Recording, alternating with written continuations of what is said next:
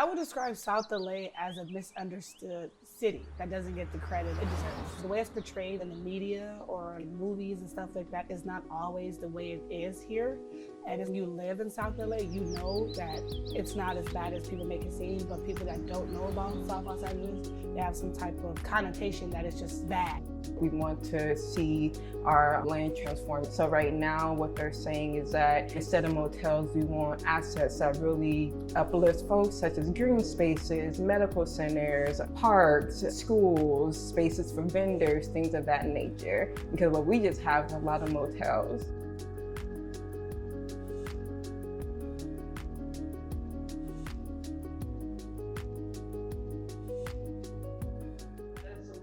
What are the motels that are really contributing to creating a bad environment and using the nuisance abatement process to be able to get the licenses revoked? Hi, my name is Kamani Harris. I'm the Associate Director of Community Organizing at Community Coalition. I got involved with COCO in 2019. The Free the Land campaign is a land use campaign that looks at how the built environment impacts the everyday lives of residents. And we're working to transform the built environment to remove deficits such as like motels and bring in assets that the community want. My name is Carlos Leon. I've been at COCO officially as staff. I'm going into my 10th year. And before this, I was an intern and then a youth, part of their youth program, South-Central Youth Empowered Through Action, since I was 15 years old. I'm 41. Freeing the land is part of freeing the people. And so the land is us, right? We are the land. And so freeing the land to me is this fight against the corporate greed in a system that the white supremacy and patriarchy and abuse and violence tells us that it'll take the land from anyone for the sake of profit. And so not pointing fingers at the individuals or at the humans, but looking at the systems that exist that have profit out of land for the sake of violence and money. COCO was founded by Karen Bass and Sylvia Castillo. They were both working in the medical field and they were seeing so many people come in due to substance abuse, and the national response was they're criminals, just drug users and all these detrimental things. But what they did was actually look at it from a mental health perspective or public health perspective. My name is Lillian. I am born and raised in South Los Angeles. I've been involved with COCO since I was a freshman in high school, so 14 years ago. We had a youth organizer, his name is Tona Yendu. He told us, hey, you guys want to change this? You guys have the power to make change. This is your community. These things are in place for you. And it made us feel that we had power and that we could take the fight to the people, the law changers, and let them know this is how we feel.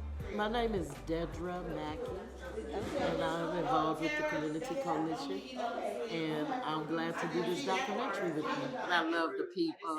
I like the meetings. I like when everybody come out and enjoy everybody, and they just get to know one another. The way I found out about COCO was I was with my friend Eleanor. Come here, please. So everyone, this is the young lady, Miss Eleanor Collins. Introduce yourself, please. Yes, I'm Eleanor Collins. And she's the one that invited me for the very first to the Community Coalition. So it's because of her that I'm here and I'm learning the things that I should know and get involved with my community.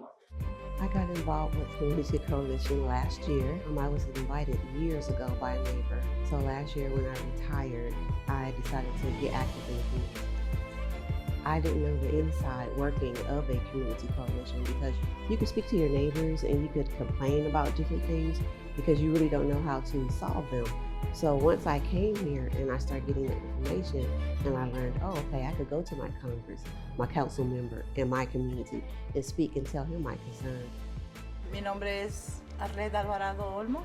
Yo he estado más de 10 años en Community Coalition. Aquí se juntan dos culturas, afroamericana y latina. Es muy bonito venir y sentirse como en casa, estamos como en casa aquí. Y yo de hecho puedo decir, yo viví entre la Figueroa y en la Flores.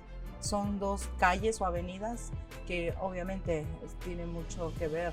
De hecho, cuando mis nietos iban a la escuela y salían a las 6 de la tarde, ya veíamos eso. De hecho, ahorita ya mis nietos ya están grandes, ya pasaron 10 años.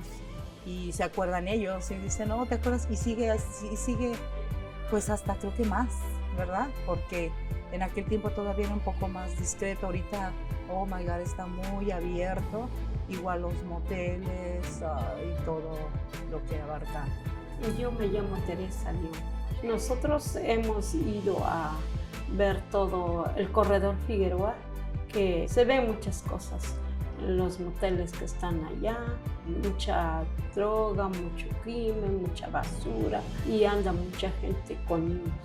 So on October 7th, when we actually launched the campaign, we did a march on Figueroa, and we had over 260 residents there. So for us, it's so important that we don't lean on the opinion of electeds or money or legal processes. For us, we change the community based on people power.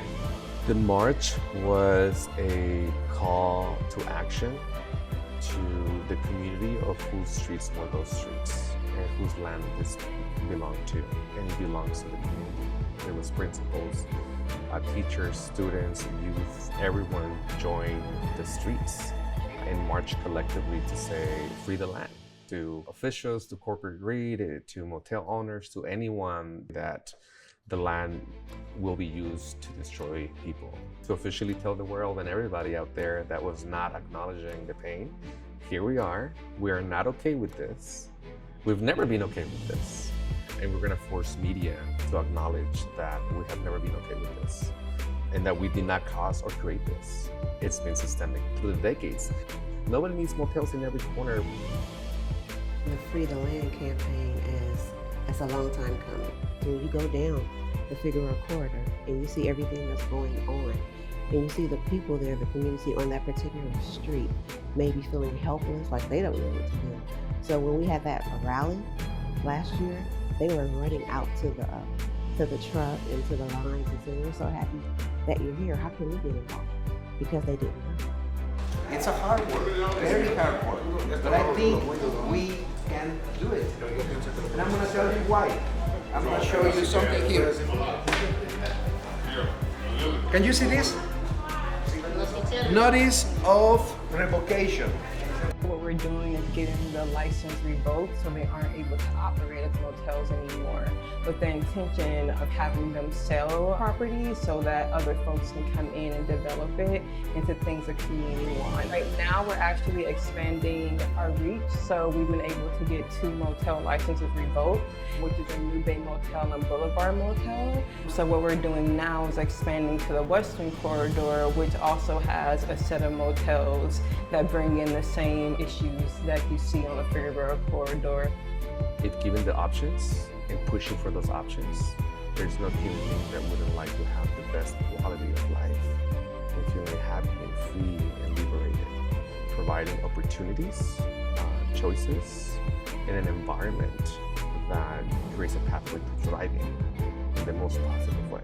Everybody wants to come from other places and wants to buy up what we have, but then they take from mom and dads and grandparents and little children that don't have anything.